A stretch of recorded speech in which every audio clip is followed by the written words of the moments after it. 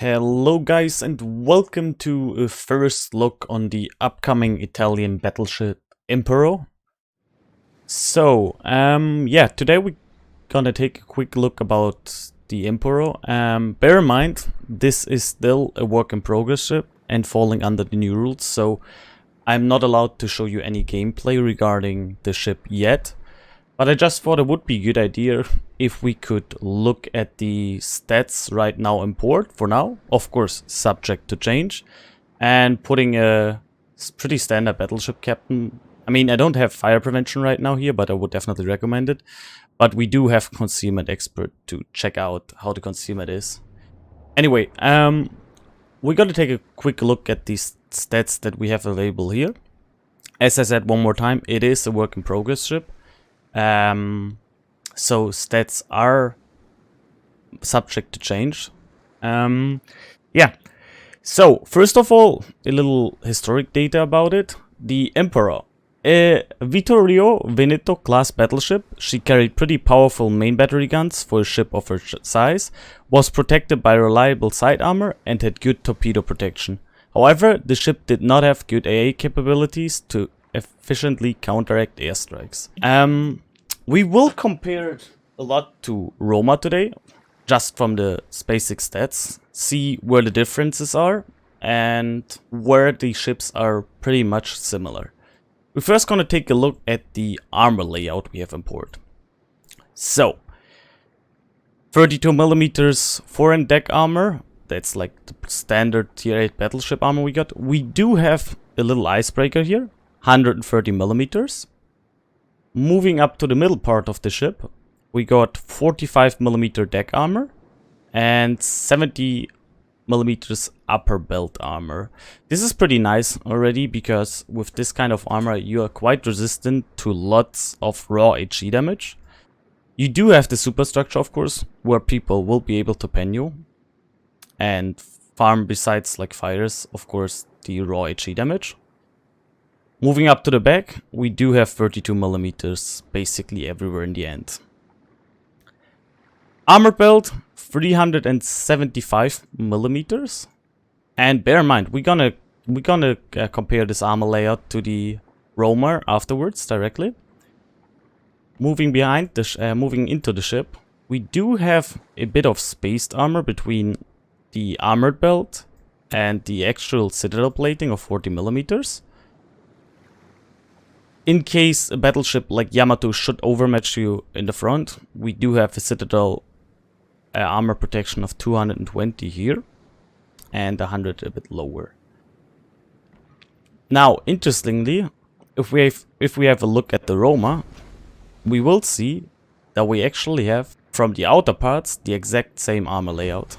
So when it comes to armor, it is basically like a Roma for now. Work in progress, subject to change, but besides being like one of these class battleships, it has the same armor layout. Just quickly take a look in the inner part as well.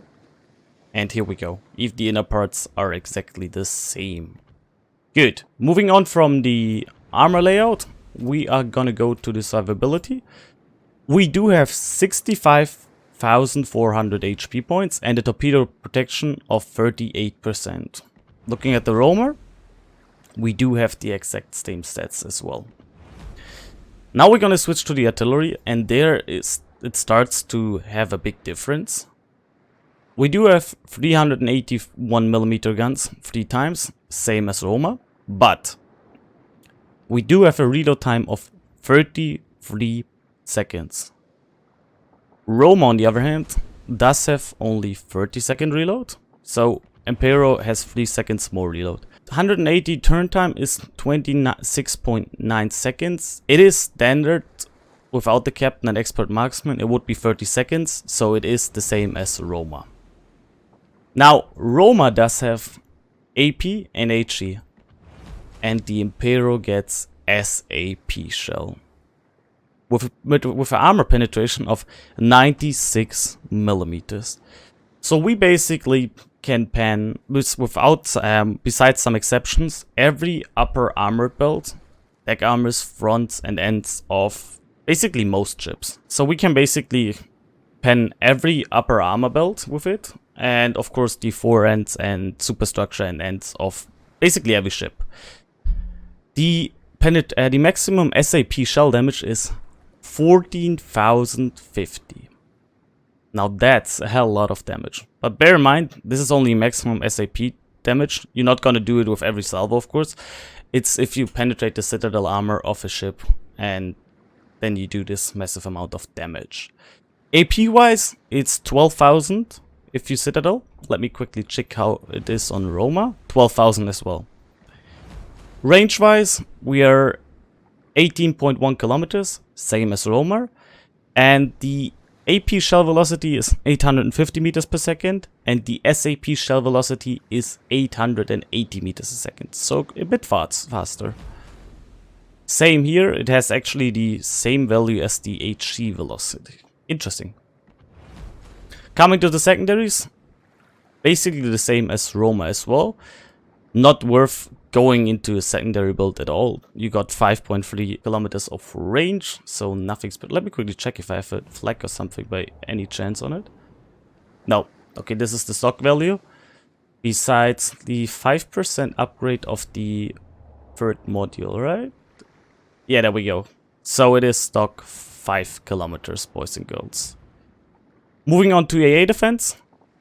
And we basically have a copy and paste Roma as well. The values are the same value here at 68.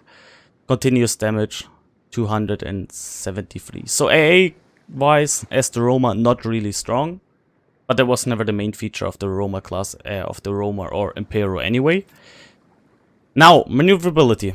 What do we have here? 30 knots, 740 millimeters turning radius, and rudder shift time of 15.6. Moving to the Roma. Wait.